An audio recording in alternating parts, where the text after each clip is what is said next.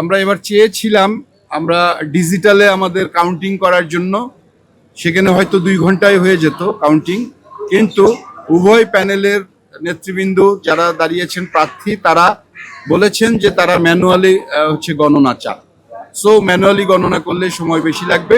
তবে আমরা যে আর্জেন্টিনার আজকে বিশ্বকাপ খেলা আছে আর্জেন্টিনার, আমাদের জানেন বাংলাদেশের সবাই আমরা জানি আর্জেন্টিনা এবং ব্রাজিল ভক্ত।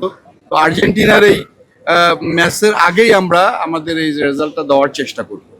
সুষ্ঠু ভোট হয়েছে, নিরপেক্ষ ভোট হয়েছে। যদি কারো এই ভোটের বিরুদ্ধে কোনো প্রার্থীর অভিযোগ থাকে তাহলে তাদেরকে আপিল বোর্ডে যেতে হবে, আপিল করতে হবে, থাকতেই পারে। এখন পর্যন্ত কোনো অভিযোগ নেই, কিন্তু যেতে পারে। প্রত্যেকেরই অধিকার আছে আপিল বোর্ডে যাওয়ার, বা কেউ যদি কোনো প্রার্থী যদি মনে করেন তার ভোট তিনি আবার রিকাউন্ট করাবেন তাহলেও তিনি করতে পারেন। আপিল বোর্ডে তিনি আপিল করে তিনি তার ভোটটা, শুধু তখন যিনি প্রার্থী তার ভোটটাই কাউন্ট করা হবে, অন্যরা কাউন্ট করা হবে না। এটা সময়টা কত দিনের মধ্যে করতে হবে? সেইটা 3 দিনের মধ্যে এটা করতে হবে।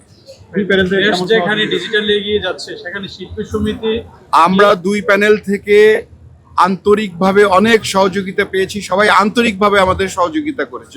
আমরা সেটাই চেয়েছিলাম, আমরা ডিজিটাল মাধ্যমে আমরা গণনাটা করতে পারলে আমাদের যে সুবিধা হতো, আমরা 2 ঘন্টার মধ্যেই আমরা রেজাল্ট দিয়ে দিতে পারতাম। এখন ম্যানুয়ালি এই সারা রাত বসে থাকতে হবে। সো ডিজিটালি আসলে সেই বিষয়গুলো মানে আমাদের এই যারা শিল্পীরা বা প্রার্থী যারা ছিলেন তারা তাদের আসলেই এই বিষয়টা তাদের আমলে নিলে ভালো হতো, তাহলে এই রাত্রের এই কষ্টগুলো হতো না।